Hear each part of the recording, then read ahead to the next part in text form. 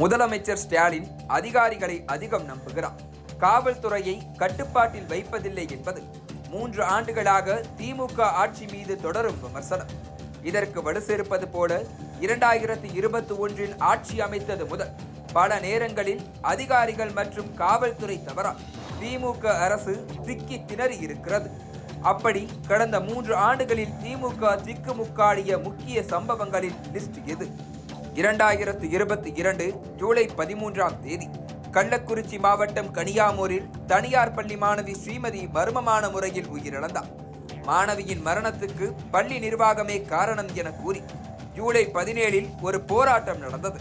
பின் அந்த போராட்டம் வன்முறையாக மாறியது. தனியார் பள்ளி சூறையாடப்பட்டதோடு கனியாமூரை கலவரக்காடாக மாறியது. உளவுத்துறையின் கவனக்குறைவே வன்முறைக்கு காரணம் என குற்றம் சாட்டின எதிர்க்கட்சிகள். 2022 அக்டோபர் 23 தீபாவளிக்கு ஒரு நாள் முன்னதாக அதிகாலை நேரத்தில் கோவை சங்கமேஸ்வரர் கோவில் முன் நின்ற கார் ஒன்று வெடித்து சிதறியது. காருக்குள் இருந்த ஜமீஷா முபின் என்பவர் உயிரிழந்தார். ஆரம்பத்தில் காருக்குள் இருந்த சிலிண்டர் வெடித்து சிதறியதாக செய்திகள் வெளியாகின.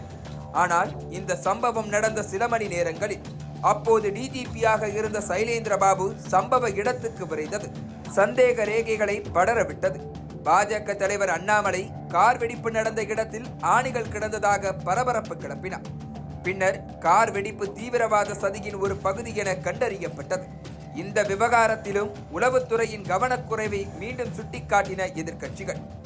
அதிமுக ஆட்சியில் தூத்துக்குடி மாவட்டம் சாத்தான்குளத்தில் போலீஸ் காவலில் இருந்த ஜெயராக்ஸ் பென்னிக்ஸ் மரணத்தின் போது ஆளும் கட்சிக்கு எதிராக தீவிரமாக களமாடியது திமுக. ஆனால் திமுக ஆட்சிக்கு வந்த ஒரே ஆண்டில் 7 லாக்அப் மரணங்கள் நடந்ததாக ஜூலை 13, 2022 பரபரப்பு கிளப்பினார் பாஜக தலைவர் அண்ணாமலை. தஞ்சையில் சத்தியவாணன், வேலூரில் மணிகண்டன், திருநெல்வேலியின் சுலைமான், சென்னையில் விக்னேஷ் என அந்த பட்டியல் நீண்டு கொண்டே சென்றது. 2023 மார்ச் மாதம் வெளியான செய்தி ஒன்று திமுக ஆட்சியில் காவல்துறை மீதான அச்சத்தை இரட்டிப்பாக்கியது. திருநெல்வேலி மாவட்டம் அம்பாசமுத்திரம் துணை சரகத்தில் காவல்துறை கூடுதல் கண்காணிப்பாளராக பணியாற்றி வந்தவர் பல்வீர் சிங்.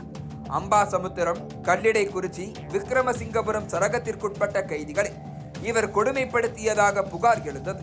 விசாரணைக்கு வந்தவர்களை கடுமையாக தாக்கியதோடு பற்களை பிடுங்கியதாக கூறப்பட்டது.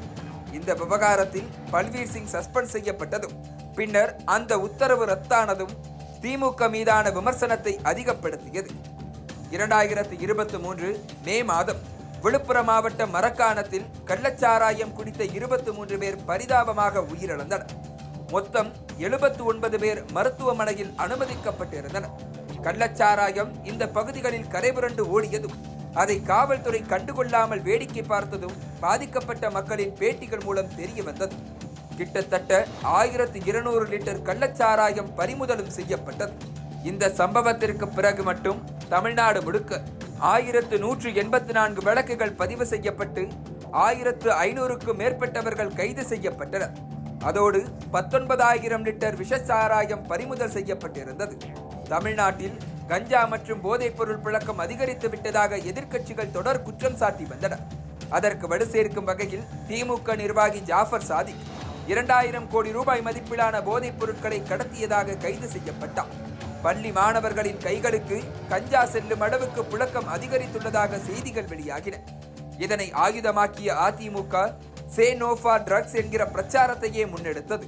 அதோடு அரசும் காவல்துறையும் என்ன செய்து கொண்டிருக்கின்றன என்கிற கேள்விகளும் சேர்ந்தே எழுந்தன.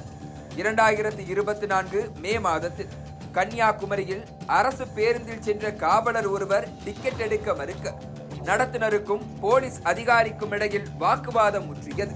இதனால் அரசு பேருந்துகளை கண்ட இடங்களில் எல்லாம் மடக்கி அபராதம் விதித்தது காவல்துறை. சுமார் ஒரு வாரம் நீடித்த இந்த மோதல் இரு துறைகளின் செயலர்களும் சமாதானம் பேசிய பிறகே ஓய்ந்தது.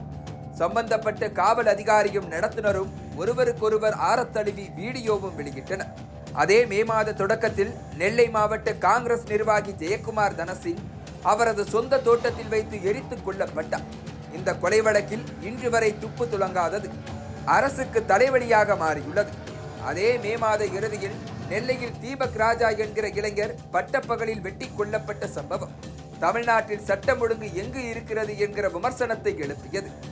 இந்த வரிசையில் தற்போது கள்ளக்குறிச்சியில் நிகழ்ந்திருக்கும் கள்ளச்சாராய மரணங்களும் இணைந்திருக்கிறது. கருணாபுரத்தில் கள்ளச்சாராயத்தை வாங்கி அருந்திய 35க்கும் மேற்பட்டோர் உயிரிழந்திருக்கின்றனர். காவல்துறை கண்டுகொள்ளாததே கள்ளச்சாராய வியாபாரிகளின் துணிச்சலுக்கு காரணம் என பேட்டி கொடுக்கின்றனர் அப்பகுதி மக்கள். சாராயம் காய்ச்சி சிறைக்கு செல்பவர்களை அமைச்சர் ஏவா வேலு ஆதரவாளர்கள் விடுதலை செய்ய நிர்பந்திப்பதாக குற்றம் சாட்டியிருக்கிறார் பாமக நிறுவனர் ராமதாஸ். எதிர்க்கட்சி தலைவர் எடப்பாடி பழனிசாமி தொடங்கி தாவேக தலைவர் விஜய் வரை திமுக அரசுக்கு எதிராக அறிக்கைகளை அள்ளி விட்டிருக்கின்றனர்.